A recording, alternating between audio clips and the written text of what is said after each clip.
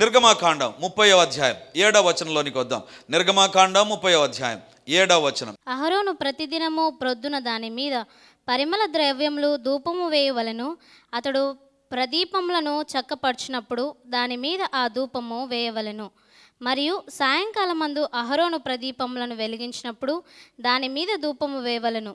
అది మీ తరములకు యెహోవా సన్నిధిని నిత్యమైన ధూపము. 9వ వచనం. మీరు దాని మీద అన్య ధూపమునైనను దహన బలి సంబంధమైన ద్రవ్యమునైనను నైవేద్యమునైనను అర్పింపకూడదు. పానీయమునైనను దాని మీద పోయకూడదు. ఇక్కడ బలిపీఠాన్ని గురించి దేవుడు మాట్లాడినట్టుగా మనం చూసాం. ప్రత్యక్ష గుడారంలో బలిపీఠం.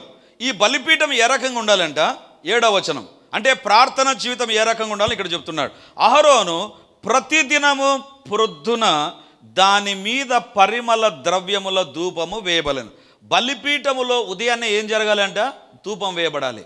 దేవుని బిడలారా, ప్రార్థన ఎప్పుడు చేయాలి? చాలామంది అడుగుతారు. ఎప్పుడైనా చేసుకోవచ్చు ప్రార్థన, ఎప్పుడైనా చేసుకోవచ్చు. కానీ ఉదయాన్నే ప్రార్థించడం చాలా మంచిదండి. ఎందుకు మంచిదంటే నీ యొక్క జీవితం ప్రారంభించాల్సింది ప్రభు దగ్గర, ప్రభు సహాయంతో ప్రారంభించాలి. అనుదినము బైబిల్లో వ్రాయబడింది, కింద చూడండి. అతడు ప్రదీపములను చక్కపరచవలను, దాని మీద ఆ ధూపం వేయవలను. 8వ వచనం. మరియు సాయంకాలం ముందు అహరోను ప్రదీపం వెలిగించినప్పుడు దాని మీద ధూపం వేయాలి. అది మీ తరతరములకు యెహోవా సన్నిధిని నిత్యమైన ధూపము. నిత్యమైన ధూపము. నిత్యము ప్రార్థనలు ఉండాలి. ఎప్పుడెప్పుడు ఉండాలి? ప్రతి దినము ప్రొద్దున ఉదయం లేస్తుండగానే సహోదరులారా, సిస్టర్స్ అందరు కూడా వెంటనే పరిగెత్తుకుంటా కిచెన్ లేకపోవద్దు. బ్రదర్స్ వెంటనే పరిగెత్తుకొని పేపరు వాట్సాప్లు చూడొద్దు. వెంటనే మన జీవితాల్లో జరగాల్సింది ఏంటి తెలుసా? నీ బెడ్డులో నుండి లేస్తుండగానే ప్రార్థన ప్రారంభించు. 2025 ఇది మాది తీర్మానంగా మారాలి. 2025లో ప్రార్థనతో ప్రారంభించు. ఎక్కడికి వెళ్ళకముందు, ఎవరితో మాట్లాడవు, ఏ కాల్ ఏ వాట్సాప్ అటెండ్ కాకముందు let us start with a prayer. ప్రార్థనతో ప్రారంభిస్తాం. బలిపీఠం దగ్గర ప్రతిరోజు ఉదయాన్నే దీపం వెలిగించబడాలి. ప్రతి సాయంత్రం 8వ వచనం. సాయంకాలం ముందు అహరోను ప్రదీపములను వెలిగించినప్పుడు దాని మీద ధూపము వేయవలెను. సాయంత్రం పూట ధూపం. ఉదయ సాయంత్రాల్లో మన కుటుంబాల్లో ప్రార్థనలు జరగాలి. మీరు అనొచ్చు, బ్రదర్ మీకేం తెలుసు, నేను ఆ ఊర్లో పనిచేస్తాను, మా కుటుంబం ఈ ఊర్లో ఉంటుంది, మా భార్య ఆ ఊర్లో. ఏ ఊర్లో అయినా ఉండు, ప్రార్థన జరగాల్సిందే. నేను చాలా సందర్భాల్లో చెప్పాను, when I go to other places, పరిచర్యకు ఇతర ప్రాంతాలకు వెళ్ళినప్పుడు కుటుంబ ప్రార్థన ఎట్లా చేస్తాను చెప్పండి? నేను అక్కడ ఉంటా, కుటుంబం ఈడు ఉంటుంది. కానీ మనకు ఒక సెల్ ఇచ్చాడు కదా దేవుడు. సెల్లో వాళ్ళు నాకు కాల్ చేస్తారు, డాడీ ఇప్పుడు మేము ప్రార్థన చేసుకుంటాం. అక్కడి నుంచి నేను జాయిన్ అవుతాను. దేవుని బిడ్డలారా, మనసుంటే మార్గం ఉంటుంది, మనసుంటే ప్రార్థన కూడా ఉంటుంది. ఈరోజు నువ్వు ప్రార్థన చేయకుండా, దేవా నా కార్యం సఫలం చేయి. ఉదయాన్నే ప్రార్థన, సాయంకాలం ముందు ప్రార్థన, సమయం దొరికినప్పుడల్లా ప్రార్థన. మీరు ఆ ప్రత్యక్ష గుడారం సీన్ ఎట్లా ఉంటుందంటే, బలిపీఠం ఎక్కడ ఉంటుంది తెలుసా? బలిపీఠం ఇక్కడ ఉంటుంది. బలిపీఠం వెనక ఒక కర్టన్ ఉంటుంది. ఆ కర్టన్ వెనక అతి పరిశుద్ధ స్థలం ఉంటుందండి. అద్భుతంగా ఉంటుంది. మరొకసారి చెప్తాను, బలిపీఠం ఇక్కడ ఉంటుంది, బలి ఇచ్చేటువంటిది. రెండోదిగా కర్టన్ ఉంటుందండి. కర్టన్ వెనక అతి పరిశుద్ధ స్థలం ఉంటుంది. అతి పరిశుద్ధ స్థలంలో దేవుడు ఉంటాడు. బలిపీఠం దగ్గరికి నువ్వు రావడం అంటే సాక్షాత్తు నీ ముందర దేవుని కలిగి ఉండడమే. బలిపీఠం దగ్గర మోకరిల్లారంటే ఎక్కడికి వచ్చినట్లు? దేవుని దగ్గరకు వచ్చినట్లే. నువ్వు ప్రార్థన చేయడం అంటే ఏంటి తెలుసా? అది ఒక ఇంట్లో కావచ్చు, అది ఒకవేళ హాస్టల్లో కావచ్చు, ఎక్కడైనా సరే. వెన్ యు నీల్ డౌన్, నీ బలిపీఠం దగ్గర నిలబడుతున్నాగానే ప్రార్థన చేసే ఆలకించే దేవుడు నీ ముందుకు వచ్చేస్తాడు. సాతాను ఏం చేస్తాడు తెలుసా? అందుకోసం ప్రార్థన చేయనీడు. నీవు దేవుని దగ్గరికి వస్తావు, దేవుడు నీ దగ్గరికి వస్తాడు, ఇంకా అయిపోతుంది. అందుకే సాతాను శక్తుల ప్రార్థన చేయకుండా చేస్తాడు. ఏదో ఒక రకంగా ప్రార్థన మిస్ అయిపోయేటట్లు చేస్తాడు. ఏదో ఒక పని వస్తుంది, ఏదో ఒక ఆలోచన వస్తుంది వెంటనే. అందుకే చూడండి, మీరు ప్రార్థన కూర్చున్నప్పుడైనా, చర్చికి రావాలనుకుని ఎక్కడ లేని తలంపులు, పనులు, ఫోన్లు, బంధువులు అందరూ అప్పుడే వస్తారు. ఎందుకు తెలుసా? మనల్ని ఇక్కడ చెడగొడితే ఎక్కడైనా అపవాది కార్యం చేయగలడు, ఎక్కడైనా కార్యం జరిగించగలడు. ఈరోజు నీ ఇంటిలో ప్రార్థన ఉందా? 2024లో ప్రార్థన లేకుండా ఏదో ప్రయత్నాలు చేసావు, ఒక ఫెయిల్యూర్గా మారిపోయావేమో. ఈరోజు దేవుడు అంటున్నాడు, ఆశ ఏం చేశాడంటే మొట్టమొదటిగా తనలో ఉండేటువంటి హేయమైనవి తొలగించేశాడు, తన చుట్టూ హేయమైన వాటిని తొలగించాడు. రెండవదిగా తాను పడిపోయిన బలిపీఠాన్ని తిరిగి కట్టాడు. ప్రతిరోజు ఉదయ సాయంత్రాల్లో మన ఇంటిలో ప్రార్థనలు ఉండునుగాక. ఎందుకు చెప్తున్నానంటే దాంట్లోనే తెలుస్తుంది మనం ఎట్లా ఉన్నాం ప్రార్థనలోని. నీ పేరు ఏంటంటే మెల్లగా చెప్తారా? చించుకొని చెప్పరు, చించుకొని చెప్తాం కదా. మరి ప్రార్థన దగ్గరకు వస్తుంది ఎందుకు? We're very limited at the time of prayer. చాలా తక్కువ ఉన్నాం. దేవుని బిడ్డలారా, గొప్ప కార్యాలు చేయడానికి సిద్ధంగా ఉన్నాడు ప్రభు. దేవుడు అంటున్నాడు, మీ కార్యము సఫలమవుతుంది. కానీ ప్రార్థన చేయకుండా దేవుడు సఫలం చేయడు. ఆసా రాజు ఉన్నప్పటికి కూడా is a man who gave a time to the altar. ఆ యొక్క బలిపీఠాన్ని రెడీ చేసుకోవడానికి సమయాన్ని కేటాయించాడు. ఒక భర్తగా, ఒక తల్లిగా, ఒక భార్యగా, ఒక కుమారునిగా, కుమార్తెగా, if you are not giving a time to the prayer, ప్రార్థనకు సమయం ఇవ్వకపోతే నీ జీవితంలో కార్యం సఫలం కావడం అనేటువంటిది జరగదు. అందుకే దేవుడు ఈరోజు మనతో మాట్లాడుతుంటారు. ప్రార్థన మన జీవితాల్లో ప్రాముఖ్యమైనటువంటిది. మొట్టమొదటిగా ఎవరండి బలిపీఠం కట్టింది బైబిల్లో? నోవహు బలిపీఠం కట్టాడు. మొట్టమొదటిగా బలిపీఠం కట్టింది నోవహు. ఒకసారి ఆ భాగంలోకి ఆదికాండం 8వ అధ్యాయం 20వ వచనం. ప్రార్థన చేస్తే ఏమవుతుందో మీకు చూపిస్తాను. ఆదికాండం 8వ అధ్యాయం 20వ వచనం, 20 నుంచి 22 వరకు చదువుకుందాం. అప్పుడు నోవాహు యెహోవాకు బలిపీఠము కట్టి పవిత్ర పశువులన్నిటిలోనూ పవిత్ర పక్షులన్నిటిలోనూ కొన్ని తీసుకొని ఆ పీఠము మీద దహన బలి అర్పించెను. అప్పుడు యెహోవా ఇంపైన సువాసనను ఆగ్రానించి ఇక మీదట నరులను బట్టి భూమిని మరలా శపించెను. ఎందుకనగా నరుల హృదయాలోచన వారి బాల్యము నుండి చెడ్డది. నేనిప్పుడు చేసిన ప్రకారము ఇకను సమస్త జీవులను సంహరింపను. భూమి నిలిచి ఉన్నంత వరకు వేదకాలము కోతకాలమును శీతోష్టములను వేసవి శీతకాలములను రాత్రింబగలను ఉండక మానవని తన హృదయంలో అనుకొనెను. 8:20. అప్పుడు నోవహు యెహోవాకు బలిపీఠము కట్టి పవిత్ర పశువులన్నిటిలోనూ పవిత్ర పక్షులన్నిటిలోనూ కొన్ని తీసుకొని ఆ బలిపీఠం మీద దహన బలి అర్పించను. దేవుని దగ్గర ప్రార్థన చేస్తే ఏమవుతుంది? 21వ వచనం. అప్పుడు యెహోవా ఇంపైన సువాసన ఆగ్రానించి. బలిపీఠం మీద ఏం చేశాడు? పవిత్ర పశువులన్నింటినీ పవిత్ర పక్షులన్నింటినీ కొన్ని తీసుకొని బలిపీఠం మీద దహన బలి అర్పించాను. ఇప్పుడు నా వైపు చూడండి.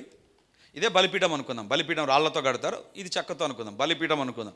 బలిపీఠం మీద ఏం చేశాడంటే పశువులను పవిత్ర పక్షులను కొన్ని తీసుకొని వచ్చి దాన్ని నరికి దానికి అగ్గి పెట్టాడు. పచ్చి మాంసం కాలింది. ఏం వాసన ఉంటుంది? మసాలా వేసిన వాసన ఉంటుందా? పర్ఫ్యూమ్ వాసన ఉంటుందా? మంచి స్మెల్ ఉండదు. మాంసం కాలిందనుకో, మాంసం ఉడికితే వేరు, మాంసం కాలిందనుకో అది చాలా వేరుగా ఉంటుంది. అది కూడా చర్మం తీయలా, లేకపోతే ఆ పశువుని అట్లా ఏం చేశాడు? నరికి ఆ పక్షుని నరికి అక్కడ పెట్టి దానికి మంట పెట్టాడు. మంట పెడితే ఇప్పుడు ఈడ మంట పెట్టారనుకోండి, మీ ఇల్లు రాజారెడ్డి వీధి అనుకోండి, వాసన వస్తుంది. వాటికి యాడికి వస్తుంది వాసన? ఈటికే వస్తుంది. ఇంత దూరం కంటే ఎక్కువ పోదు వాసన. కానీ భూలోకంలో నోవహు బలిపీఠం కట్టి బలి ఇస్తే ఆ వాసన లోకంలో చెడ్డ వాసన కావచ్చు, దేవునికి దగ్గరికి వెళ్ళిపోయిందండి. అది దేవుని దగ్గరికి వెళ్ళిపోయింది. దేవుడు ఆ వాసన ఆగ్రానించాడు. కొన్ని సందర్భాల్లో ప్రార్థన ఎట్లుంటుందో తెలుసా? నువ్వు ప్రార్థన చేస్తే కొంతమందికి నచ్చదు. భలే ప్రార్థన చేస్తున్నాడు అబ్బాయినా, ఎక్కడ లేని భక్తి మా ఆయనకే వచ్చింది, మా భార్యకే వచ్చింది అనేటువంటి మాటలు వినపడుతుంటాయి. కొంతమందికి నచ్చదు, ఆ వాసన నచ్చదు. అయినా నువ్వు ప్రార్థన చేస్తే దేవునికి అది ఇంపైన సువాసన. అబ్బా, ప్రార్థన ఎవరు చెయ్యరో వాళ్ళ దగ్గర నుంచి దేవునికి ఇంకేం వాసన వస్తుంది? నేను చెప్పాలా, మీరే చెప్పినారు, గబ్బు వాసన వస్తుంది. నువ్వు ఎంత నీట్గా రా, ఎంత పర్ఫ్యూమ్లు వాడు, ఎన్నిసార్లు జలకాలాడు, బయట బ్రహ్మాండంగా ఉండొచ్చు నువ్వు, కానీ దేవుని దగ్గర నీ జీవితానికి ఒక విలువ అనేటువంటిది ఉండదు. దేవుని బిడ్డలారా, నోవహు బలిపీఠం కట్టి ఆ దినాల్లో ప్రార్థన చేశాడు. కింద ఉంటుంది, నో బలిపీఠం కట్టి యెహోవా నామమున ప్రార్థన చేశాను అనేటువంటిది. ప్రార్థన చేయడం దేవునికి ఇంపైనటువంటిది. ఈరోజు నువ్వు ప్రార్థన చేయలేదా? ఉదయం పూట నువ్వు ఎంత మంచి డ్రెస్ వేసుకొని రా, దేవునికి నీ జీవితం అసహ్యంగానే కనపడుతుంది. ఎంత మంచిగానైనా నువ్వు ఉండు, నీ ఇల్లు ఎంత శుభ్రంగానే ఉండు, ప్రార్థన లేని ఇల్లు దేవునికి అసహ్యమైనటువంటి ఇల్లు. ప్రార్థన లేని జీవితం, ప్రార్థన లేని మందిరం, ప్రార్థన లేని పరిచర్య కూడా అసహ్యమైందే దేవునికి. దేవుని బిడ్డలారా, ఈరోజు దేవుడు మనతో మాట్లాడుతుంటున్నాడు. ఇంపైన సువాసన ఆగ్రానించి ఏమంటాడు చూడండి, 8:21 చివరిలో ఉంటుంది, నేనిప్పుడు చేసిన ప్రకారం ఇకను సమస్త జీవులను దేవుడు నెంబర్ 1. ప్రార్థన చేసినప్పుడు you will be identified by God. రెండవదిగా దేవుడు నీకు చెయ్యకూడనిది ఏదో చేయాలనుకుంటాడు చూసారా, అది చేయడు. ఇంకా చేయడు. ఇక ఏం చేస్తాడంటే 22వ వచనం, భూమి నిలిచున్నంత వరకు వెదకాలమును కోతకాలమును శీతోష్ణములను వేసవి శీతాకాలం రాత్రింబగలను ఉండక మానవని తన హృదయములో అనుకొనెను. దేవుడు ఒక నిర్ణయానికి వస్తుంటున్నాడు. నోవహు ఎప్పుడైతే బలిపీఠం కట్టి ప్రార్థన చేశాడో దేవుడు చేసిన కార్యం ఏంటి తెలుసా? దేవుడు నోవహు జీవితానికి ఒక వాగ్దానం ఇస్తున్నాడు. ఆల్రెడీ నోవహును కాపాడాడు జలప్రలయం నుంచి. ఓడను ఎక్సలెంట్గా దేవుడు కాపాడాడు. లోపల ఉండే వాళ్ళందరినీ కాపాడాడు. నేను ఇంతకుముందు ఒకసారి చెప్పాను, నోవహు ఓడలో ఏమున్నాయి తెలుసా? అన్ని జంతువులు ఉన్నాయి. 40 రోజులు రాత్రింబగలు చుట్టూ నీళ్లు, చుట్టూ వర్షము, లోపల జంతువులు. ఎంత వాసన ఉంటుందో కదా. ఇప్పుడు చైనాలో వైరస్ వచ్చిందంటేనే మనం అందరం షేక్ వెల్ బిఫోర్ యూజ్ అయిపోతున్నాం. అమ్మో ఏమవుతుందో. నోవహు రాత్రింబగలు ఎక్కడున్నాడు? అదే ఓడలో. ఆ పశువులు, జంతువులు, పక్షులు చేసే రోత అంతా వాసనలో ఉన్నాడు. ఒక్క హెల్త్ ప్రాబ్లం వచ్చిందా? రాలా. దేవుడు కాపాడాడు. లోపల ప్రార్థన చేసి, ప్రభా ఇంత భయంకరమైన పరిస్థితుల్లో కాపాడు ప్రభా. మనం పక్కింటోడు తుమ్మితే మనకు అయిపోయి మనం హాస్పిటలైజ్ అవుతాం. పక్కింటోడు తుమ్మాలి చాలు, అంతే. మా అమ్మ ఎప్పుడు చెప్పేది, జలుబు అంట ట్రైన్లో ఫస్ట్ కంపార్ట్మెంట్ వాడు తుమ్మితే చాలంట వెనకవానికి జలుబు వస్తుందంట. అంత పవర్ఫుల్ అది. ఫస్ట్ కంపార్ట్మెంట్లో ఒకడు ఉంటాడు, ఆడు తుమ్మితే చాలంటే వెనకకు వస్తుందంట. చైనాలో వాడు తుమ్మితే చాలు మనకి ఇక్కడ వణుకు పుడుతుంది. ఎందుకు అంత భయం మనకు? కానీ నోవహుతో దేవుడు అంటున్నాడు, నోవహు నీ జీవితంలో నేను కాపాడుతాను. నోవహు నేను కాపాడుతా. ఎందుకు? నోవహు బలిపీఠం కట్టాడు. నోవహు కోసం దేవుడు వాతావరణాన్ని మార్చాడు. నోవహు, నువ్వు పంట వేయడానికి అవసరమైన వర్షాకాలం, అవసరమైన శీతాకాలం, అవసరమైన ఎండాకాలం నేను తీసుకొని వస్తాను. నోవహు నేను నిన్ను ఆశీర్వదిస్తా. నోవహు బయటకు వస్తేనే నోవహు ఓడ చుట్టూ భయంకరమైన పరిస్థితులే. అందుకే దేవుడు అంటాడు, ఎండ తీసుకొచ్చి మొత్తం క్లీన్ చేస్తా, మొత్తం నీకు రెడీ చేస్తా. 2025లో దేవుడు అంటున్నాడు, గొప్ప కార్యాలు నీకోసం నేను చేస్తా. I want to do great things. నీ కార్యాలు సఫలం చేస్తా. కానీ నువ్వు బలిపీఠం కట్టగలవా? బలిపీఠాన్ని కట్టు. ప్రతిరోజు ఉదయ సాయంత్రాల్లో నీ ఇంట్లో ఎవరు ప్రార్థన రాకపోయినా, కొన్ని సందర్భాల్లో మన ఇంట్లో వాళ్ళందరూ they will not be cooperative to the prayer. ఎవరు ప్రార్థన చేయగలరు వారే ప్రార్థన చేయండి చాలు. కుటుంబంలో ఆగిపోకూడదు ప్రార్థన, వ్యక్తిగత జీవితంలో ఆగిపోకూడదు ప్రార్థన. ప్రార్థన లేని ఇల్లు, ప్రార్థన లేని వ్యక్తులు బయటికి చాలా బాగుంటారండి, కానీ వాళ్ళ జీవితంలో జరగకూడనివన్నీ జరుగుతూనే ఉంటాయి. ఈరోజు దేవుడు మనతో మాట్లాడుతున్నాడు. 2025లో ప్రతి దినము బలిపీఠం కట్టబడునుగాక. బలిపీఠం దగ్గర మనం ప్రార్థించుదుముగాక. బలిపీఠాన్ని బట్టి దేవుడు మన జీవితాల్లో కార్యాలు జరిగించునుగాక. 1, హేయమైన వాటిని తొలగించాడు తన ఊరిలో, తన ఇంటిలో. 2వదిగా బలిపీఠాన్ని కట్టాడు. 3వదిగా ఏం చేశాడండి? 9వ వచనం, దినవృత్తాంతంలో 2వ గ్రంథం 15వ అధ్యాయం 9వ వచనం. యూదా వారినందరినీ, బెన్యామీయులనందరినీ, ఎఫ్రాయిము, మనష్షే, సిమ్యోను గోత్ర స్థానంలో నుండి వచ్చి వారి మధ్య నివసించు పరదేశులను సమకూర్చెను. చాలు. ఏం చేశాడంట? సమకూర్చాడు. 3వది ఏం చేశాడు? చెప్పాలి. 3వది ఏం చేశాడు? సమకూర్చాడంట. ఎవరిని సమకూర్చాడు? 9వ వచనం, యూదా వారినందరినీ, బెన్యామీయులనందరినీ, ఎఫ్రాయిము, మనష్షే, షిమ్యోను గోత్రస్థానములో నుండి వచ్చి వారి మధ్య నివసించు పరదేశులను సమకూర్చెను. అందరినీ గుమికూడించాడంట. అందరినీ ఒక స్థలానికి తీసుకొని వచ్చాడంట. అందరినీ ఒక స్థలంలో పూల్ చేశాడంట. ఒక స్థలానికి తీసుకొని వచ్చాడంట. నాకు అనిపించింది, రాజు ఏం చేయాలి? సింహాసనం పైన కూర్చొని పరిపాలన చేయాలి. ఇదేంటిది? అందరినీ గుమికూడిస్తున్నాడు ఒక స్థలంలోకి, అందరిని రమ్మని చెప్తున్నాడు ఒక స్థలంలోనికి. దేవుని బిడ్డలారా, ఎందుకు రమ్మన్నాడు తెలుసా? 10వ వచనం చూడండి. 10వ వచనం, 10, 11. ఆసా ఏలుబడి యందు 15వ సంవత్సరమున 3వ నెలను వారు యెరూషలేములో కూడి తాము తీసుకుని వచ్చిన కొల్ల సొమ్ములో నుండి ఆ దినము 700 ఎద్దులను 7,000 గొర్రెలను యెహోవాకు బలులుగా అర్పించి అందరినీ సమకూర్చి ఏం చేశాడు? అందరినీ సమకూర్చి యెరూషలేములో సమకూర్చి 700 ఎద్దులను 7,000 గొర్రెలను యెహోవాకు బలి అర్పించాడు. అందరినీ తీసుకొని వచ్చి అందరితో కలిపి ఒక పని చేయిస్తున్నాడు. దేవునికి ఇష్టమైన పని చేస్తుంటున్నాడు. అందరినీ కలిపి అందరినీ తీసుకొని వచ్చాడు, ఒక స్థలంలో కూర్చోబెట్టాడు, ఒక స్థలంలోకి తీసుకొని వచ్చాడు, సమకూర్చి దేవునికి ఇష్టమైనటువంటి ఒక పనిని చేయించాడు. మూడోది ఏం జరగాలి తెలుసా?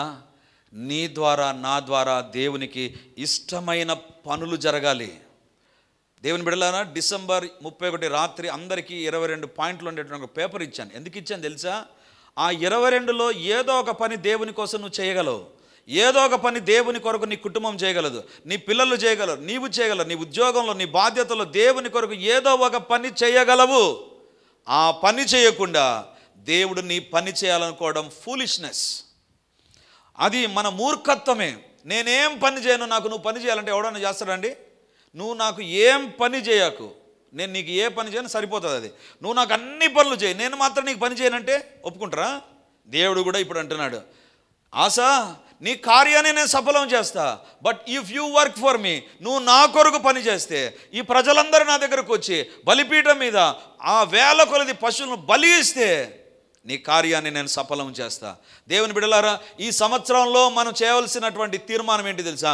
దేవుని కొరకు నేను ఏదో ఒక పని చేయాలి, దేవుని కొరకు ఏదో పని మందిరంలో చేయాలి, దేవుని సేవలో నేను వాడబడాలి, దేవుని కొరకు నా శరీరాన్ని ఉపయోగించాలి, దేవుని మందిరంలో నేను పని చేయాలి. దేవుని బిడ్డలారా, దేవుడు మనకిచ్చిన శరీరంతో మనం దేవుని పని చేసి గనపరుస్తాం. నీ చేతులు పని చేసినప్పుడు, నీ కాళ్ళు పని చేసినప్పుడు, నీ శరీరం పని చేయగలిగినప్పుడు, use it for the Lord. దానికి రోగం వచ్చినప్పుడు ఏం చేయలేను, దానికి కష్టం వచ్చినప్పుడు నువ్వు చేయలేవు. దేవుడు అంటున్నాడు, ఎంతమంది రాగలరు అందరినీ సమకూర్చాడు. ఆశ సమకూర్చి they are doing one work for the lord. దేవుని బిడ్డలారా, దేవుని పనులు చేసే వాళ్ళంటే దేవునికి ఇష్టం అండి. అందుకే దేవుడు అంటాడు, నన్ను ఘనపరచు వాని నేను ఘనపరుస్తా, నా కొరకు పని చేసే వారి కొరకు నేను పని చేస్తా. దేవా నీ పని ఏం చేయ, నా పని మాత్రం అన్నీ చేయి ప్రభు అంటే దేవుడు అంత ఎర్రిపప్పు అనుకున్నారా? కాదు. God looks at you. దేవుడు నీ చేతులు ఇచ్చాడు, బయట అందరి కోసం పని చేసావు, దేవుని కోసం ఏం పని చేసావు? నీకు కాళ్ళు ఇస్తే కాళ్ళతో ఎన్నో పనులు ఇతరుల కోసం చేసావు, దేవుని కోసం ఏం చేసావు? దేవుని బిడ్డలారా, 2024 డిసెంబర్ 31 ఒక మాట చెప్పాను, 25 అనేటువంటిది దేవుని రాకడకు ఒక బేస్, సాతాను పరిపాలనకు ఒక బేస్, దేవుని సంఘం ఎత్తబడ్డానికి ఒక బేస్గా మారుతుంది. We're very close. దేవుని రాకడ చాలా సమీపంగా ఉండగా ఏం పని చేస్తున్నాం దేవుని కోసం, ఏం పని చేసాం దేవుని కోసం? దేవుని బిడ్డలారా, ఈరోజు దేవుడు మనతో మాట్లాడుతుంటున్నాడు. బైబిల్ ఒక భాగాన్ని మీకు చూపిస్తాను. మార్కు సువార్త 11వ అధ్యాయము 6వ వచనం చూడండి.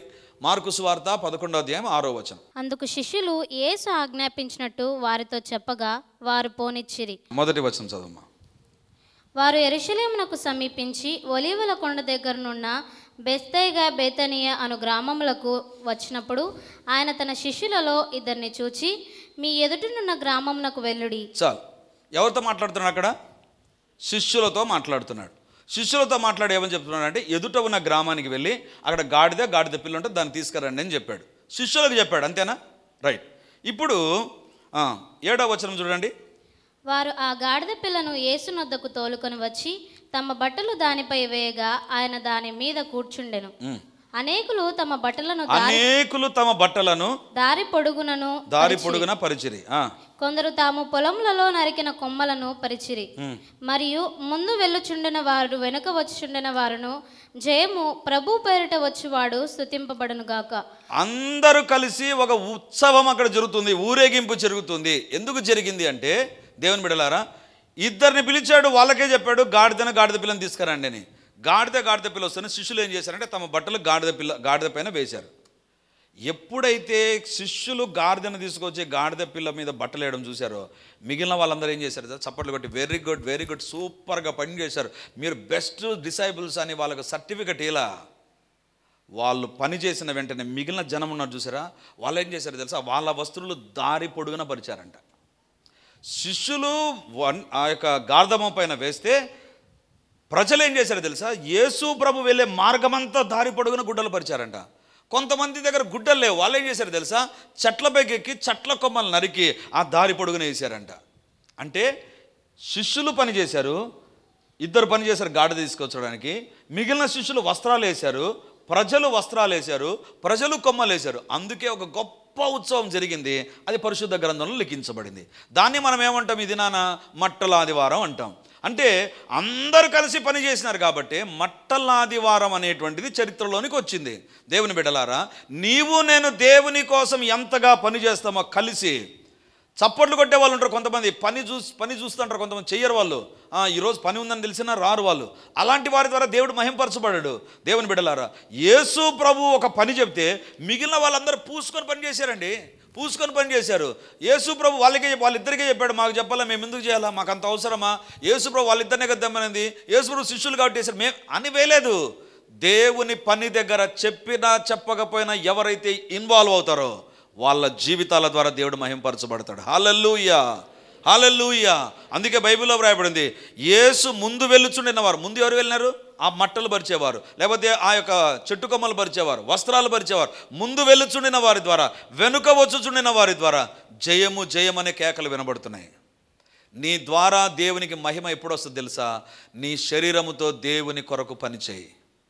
ఒకవేళ ఇంత వాక్యం విన్న తర్వాత కూడా నేను పని చెయ్యను అని ఒకవేళ తీర్మానం చేసుకున్నారనుకో, వాళ్ళ పరిస్థితి ఏ రకంగా ఉంటుంది తెలుసా? అది కూడా చూపిస్తా.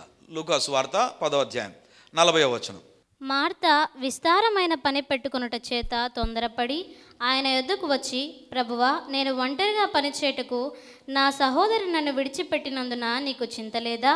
నాకు సహాయం చేయమని ఆమెతో చెప్పమనెను. అందుకు ప్రభువు, మార్తా మార్తా, నీవు అనేకమైన పనులను గూర్చి విచారము కలిగి తొందరపడుచున్నావు, కానీ అవసరమైనది ఒక్కటే, మరియా ఉత్తమమైన దానిని ఏర్పరచుకొనెను. చాలు. మరియ ఏం చేసింది? యేసుప్రభు వస్తే యేసుప్రభు పాదాల దగ్గర కూర్చొని ఆయన మాట వింటుంది. అంటే దేవుని దగ్గర చేయవలసిన పనులు చేయకుండా వేరొక పని పెట్టుకొని ఇంట్లో. మరియతో దేవుడు అంటున్నాడు, అమ్మా నువ్వు మంచిదాన్ని ఏర్పరచుకున్నావు, మార్త మంచిదాన్ని ఏర్పరచుకోవాలి. ఇంట్లో పనులే ఎక్కువ పెట్టుకునింది. దేవుని బిడ్డలారా, దేవుని మందిరంలో పని ఉంది, దేవుని మందిరంలో పని చేయాలంటే నాకు ఈరోజు వీలు కాదు, నాకు అలవాటు కాదు, నాకు టైం సరిపోదు అనకూడదు.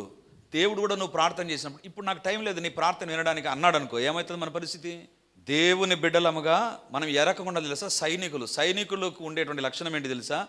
రేపు మధ్యాహ్నం 2 గంటలకు యుద్ధానికి పోవాలని ఉండదు. ఫూ అని ఊస్తే వెళ్ళిపోవాలంతే, ఆడునే వెళ్ళిపోవాల్సిందే. నాకు ఇప్పుడు వీలు కాల, నేను ఇంకా రెడీ కాల, నేను స్నానం చేయాలి, నేను టిఫిన్ తినలే అనకూడదు. సైనికులు ఇమ్మీడియట్గా they must be in the battle field. దేవుని పని దగ్గర నాకు టైం లేదని చెప్పే వ్యక్తి దగ్గర దేవుడు కూడా ఆయా సందర్భాల్లో చెప్తాడు, నీ ప్రార్థన వినడానికి నాకు కూడా టైం లేదు. మార్తా, నువ్వు అనేకమైన పనులు పెట్టుకున్నావు, నా దగ్గరికి రాలా. నీకు చింత అనేటువంటిది ఉంది. దేవునికి పని చేసే వారి విషయంలో దేవుడు చింతిస్తాడు. దేవుని కొరకు పని చేయని వారిలో వాళ్ళే చింతిస్తారు. దేవుని బిడ్డలారా, ఈ సంవత్సరంలో దేవుడు అంటున్నాడు, ఆశలాగా 3 పనులు. 4 పనులు. ఇప్పుడు సందేశాన్ని బట్టి 3 పనులు. మొదటి పని ఏంటి తెలుసా? ఆశ మొదటి సందేశం, ఉదయకాల సందేశంలో ధైర్యాన్ని తెచ్చుకున్నాడు. రెండవదిగా హేయమైన వాటిని తొలగించేశాడు. మూడవదిగా ఆశ చేసినటువంటి పని ఏంటి తెలుసా? బలిపీఠాన్ని కట్టాడు. 4వదిగా అందరినీ సమకూర్చి దేవుని పని చేసేటట్లు ఆశ సహాయపడ్డాడు. ఈరోజు దేవుడు మనతో మాట్లాడుతుంటున్నాడు. 2025లో మన కార్యమును దేవుడు సఫలం చేయాలని ఆశపడుతున్నాడు. దేవుని బిడ్డలారా, నీ కార్యము సఫలం అవ్వాలంటే నువ్వు చేయవలసిన ఈ 3 పనులు ఈ సందేశాన్ని బట్టి. 1, హేయమైన నీ జీవితంలో ఏదైతే ఉందో, దేవుని వాక్యానికి లోబడకుండా ప్రార్థన చేస్తే అది అన్నిటికంటే హేయమైనటువంటిది. దేవునికి హేయమైనటువంటిది.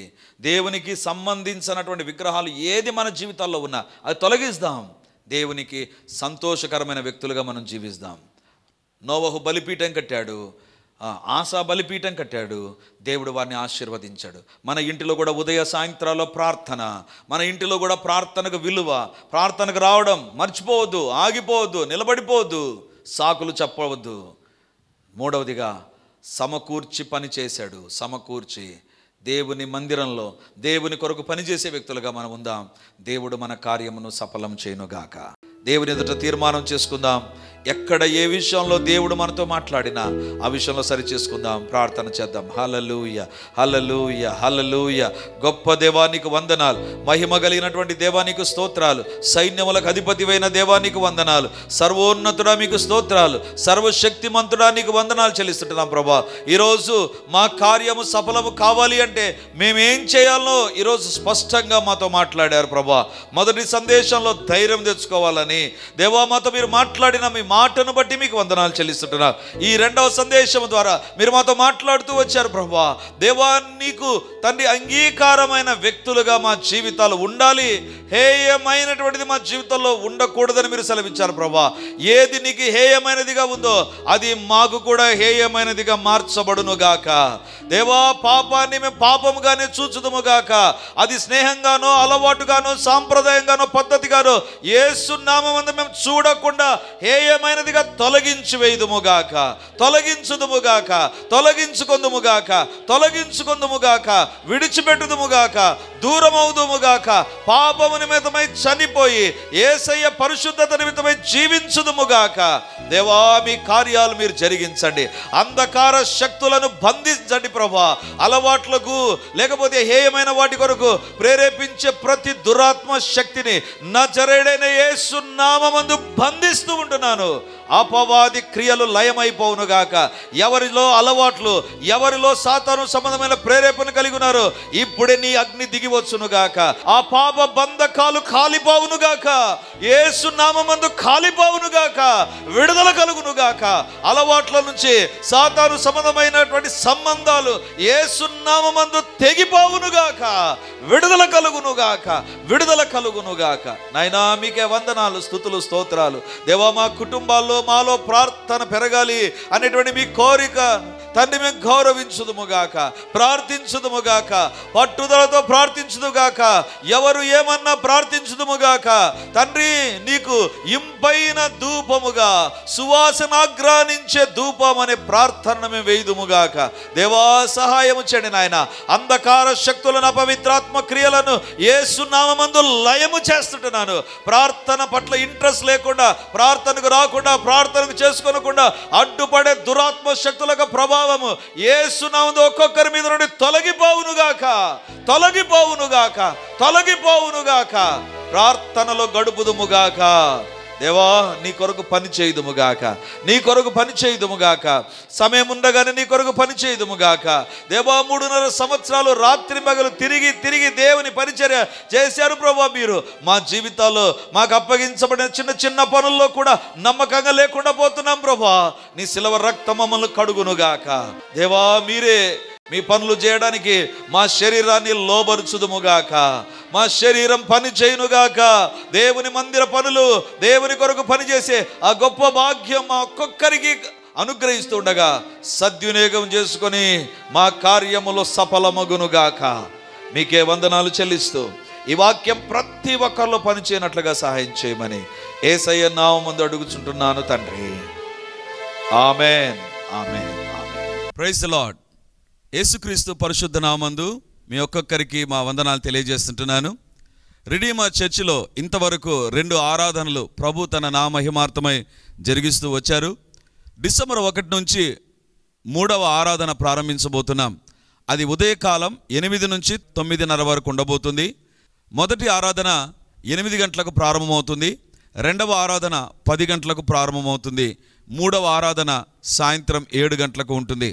దేవుని బిడ్డలారా, ఎవరైనా ఉదయం ఆయా పనులు కలిగి రెండవ ఆరాధనలకు రాలేకపోతున్నారని భావించి ఈ యొక్క మొదటి ఆరాధన ప్రారంభిస్తున్నాం.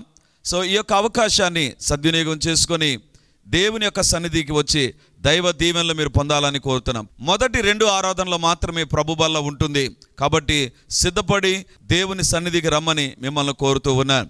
ప్రతి ఆరాధనలో ప్రత్యేకమైనటువంటి సందేశం, ప్రతి ఆరాధనలో వచ్చిన ప్రతి ఒక్కరూ దేవుని యొక్క ఆత్మ ద్వారా తాకబడి దీవించబడి వర్ధిల్లున్నట్లుగా ప్రత్యేకమైన ప్రార్థనలు ఉండబోతున్నాయి.